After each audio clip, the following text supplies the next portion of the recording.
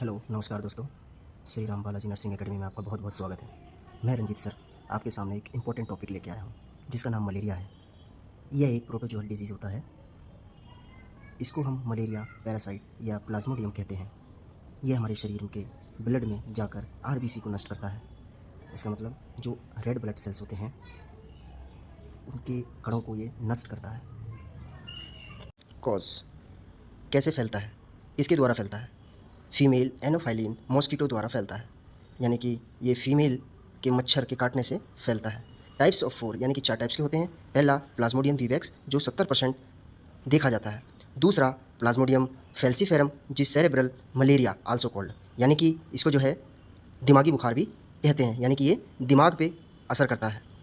इसको हम black water fever के नाम से भी जानते हैं बिकॉज ऑफ ब्लडी यूरिन, मतलब ब्लडी यूरिन यानी कि जो यूरिन है उसमें ब्लड आने लगता है, जिसकी वजह से ब्लडी यूरिन भी इसको कहते हैं और इसी की वजह से इसको ब्लैक वाटर फीवर भी कहते हैं। Black water fever, urine black colour का आता है, किसकी वजह से? ब्लड की वजह से। ठीक है, ये 25 से 30% देखा जाता है। जो मैंने पहले बताया था आपको, कितना बताया था? 70%, और ये 25 से 30%। उसके बाद तीसरा टाइप्स कौन सा है? Plasmodium malaria. अब मलेरियाई, प्लाज्मोडियम मलेरियाई में क्या है? ये 1%, सिर्फ 1% इसका चांस है, 1% देखा गया है। ठीक है, उसके बाद चौथा टाइप्स क्या है? Plasmodium Oval. ठीक है, प्लाज्मोडियम ओवल, ये क्या? वेरी रेयर, ये इंडिया में तो नहीं देखा गया अभी तक, बाहर हो सकता है। ठीक है, तो ये 4 टाइप्स के मलेरिया होते हैं। इंक्यूबेशन पीरियड, अब ये जो 4 टाइप्स मैंने मलेरिया आपको बताए हैं, इनके कुछ इंक्यूबेशन पीरियड है, यानी कि कितने कितने दिन तक रहते हैं। जैसे प्लाज्मोडियम मलेरियाई ये सबसे ज़्यादा दिन रहते हैं, 28 दिन। ठीक है, और प्लाज्मोडियम ओवल ये रहते हैं 17 डेज़, 17 डेज़। तीसरा प्लाज्मोडियम वीवैक्स जो रहता है 14 दिन यानी कि 14 डेज़, और चौथा प्लाज्मोडियम फैल्सीफेरम ये रहता है 12 डेज़, 12 दिन तक रहते हैं। ठीक है, इनके ये इंक्यूबेशन पीरियड है, इनको याद रखने हैं। इंक्यूबेशन पीरियड सबसे ज़्यादा कौन है? तो कौन है? मलेरियाई, जो है क्या है? 28 दिन तक। ठीक है, अब हम बात करेंगे साइन एंड सिम्टम्स की। तो साइन एंड सिम्टम्स, जिसमें साइन एंड सिम्टम्स में सबसे पहला स्टेज आता है कोल्ड का। जब मलेरिया आता है तो कैसे कैसे स्टेज करके आता है उसको आपको ध्यान में रखना होगा। सबसे पहला स्टेज आता है इसका कोल्ड, ठंड लगकर बुखार आती है। इसमें ये स्टेज का जो टाइम है वो रहता है 20 मिनट से लेकर के 1.5 घंटा तक, यानी कि आप देख रहे होंगे इसमें 1/4 यानी कि 1 घंटे का चौथा हिस्सा। तो मेरे हिसाब से हो गया 20 मिनट और 1.5 घंटा। ठीक है, यानी कि 20 मिनट से 1.5 घंटे तक इसका कोल्ड का स्टेज रहता है। उसमें क्या होता है? हेडेक होती है, नोज़िया होता है और चिल्ली सेंसेशन होता है, यानी कि बॉडी में जो है बहुत ज़्यादा ठंड लगेगा, जैसे रोंगटे खड़े होते हैं ना ठंड वाले, वैसे। ठीक है, दूसरा हॉट स्टेज, उसके बाद आएगा हॉट स्टेज। हॉट स्टेज में क्या है? बर्निंग सेंसेशन होगा बॉडी में, जैसे लगेगा आग जल रही है बहुत तेज़ी से। ठीक है, तो इसमें भी हेडेक होगा, लेकिन क्या होगा? इंटेंस हेडेक होगा, यानी कि तेज सर में दर्द होगा। और ये कितनी देर के लिए होता है? 2 से 6 घंटे के लिए। कितने घंटे के लिए? 2 से 6 घंटे इसका पीरियड रहता है। अब आते हैं तीसरे स्टेज पे। जो तीसरा स्टेज है वो क्या है? स्वेटिंग स्टेज का। पहला स्टेज क्या आपने देखा? कोल्ड स्टेज का। दूसरा स्टेज क्या देखा? हॉट स्टेज का। तीसरा स्टेज आप देखेंगे वो आएगा स्वेटिंग स्टेज का, परफ्यूज स्वेटिंग, यानी कि इसमें बहुत तेज़ पसीना, बहुत ज़्यादा पसीना आएगा। और इसका जो पीरियड रहता है वो 2 से 4 घंटे का रहता है। 2 से 4 घंटे तक उसको खूब पसीना आएगा, और पसीना आने के बाद जिसकी वजह से टेम्परेचर नॉर्मल हो जाएगा। तो हम डायग्नोसिस क्या करेंगे? तो पहला हम ब्लड इन्वेस्टिगेशन करेंगे। अच्छा, ब्लड इन्वेस्टिगेशन करेंगे, तो ब्लड इन्वेस्टिगेशन में क्या करेंगे? सीबीसी।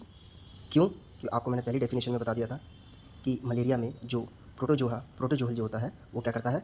शरीर में जाकर के आरबीसी को नष्ट करता है, यानी कि रेड ब्लड सेल्स के कणों को वो डैमेज करता है। तो अब ब्लड इन्वेस्टिगेशन करेंगे, उसमें सीबीसी करेंगे। सीबीसी में हमें देखने को क्या मिलेगा? डब्ल्यूबीसी। क्या देखने को मिलेगा? डब्ल्यूबीसी बढ़ा हुआ मिलेगा। ठीक है, और डब्ल्यूबीसी में क्या? मोनोसाइट। ठीक है, आप देखिएगा तीनों के कॉलम बने रहते हैं। तो आपने सीबीसी कराया, सीबीसी हम किसको बोलते हैं? Complete blood count. ठीक है, उसमें इसमें तीनों आ जाते हैं, red blood cells, white blood cells और प्लेटलेट। तो रेड ब्लड सेल्स की हमें कमी मिलेगी, यानी कि रेड ब्लड सेल्स काउंट कम होगा, और डब्ल्यूबीसी वाइट ब्लड सेल्स हमें इंक्रीज़ मिलेगा, और मोनोसाइट ये भी हमें इंक्रीज़ मिलेगा। उसके बाद हम बात करते हैं यूएसजी, जो हम अल्ट्रासाउंड करवाएंगे।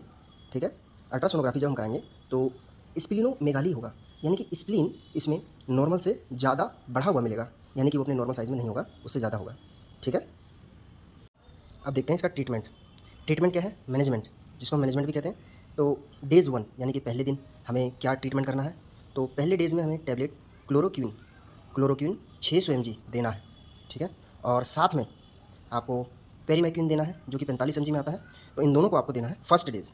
कब देना है? First days. याद रखना, फर्स्ट डेज आपको tablet chloroquine 600 mg plus primaquine 45 mg, ठीक है। उसके बाद सेकंड डेज यानी कि डेज 2 सेकंड डेज आपको क्या देना है? टैबलेट क्लोरोक्विन यानी कि सेम टैबलेट 600 mg पर, लेकिन इसमें पेरीमेक्विन नहीं देना है, सिर्फ दूसरे दिन टैबलेट क्लोरोक्विन देना है 600 mg। तीसरे दिन यानी कि 3 days, days of 3 tablet chloroquine. इस दिन क्या है? तीसरे दिन या थर्ड डेज में आपको टैबलेट क्लोरोक्विन ही चलेगा, पर उसकी mg घट करके 300 mg पर आ जाएगी, यानी कि उस दिन हमें तीसरे दिन 300 mg वाला टैबलेट क्लोरोक्विन देना है। एंटी मलेरियल ड्रग्स, अब इनके बारे में बताना चाहूँगा। एंटी मलेरियल ड्रग्स या मलेरिया में कौन कौन से जो हैं ड्रग्स यूज़ किए जाते हैं। सबसे पहला क्लोरोक्विन। क्लोरोक्विन आपने देखा होगा गवर्नमेंट सेक्टर में सबसे ज़्यादा यूज़ किया जाता है। क्यूनिन भी बहुत अच्छी मेडिसिन है मलेरिया में। तीसरा एमोडिक्विन।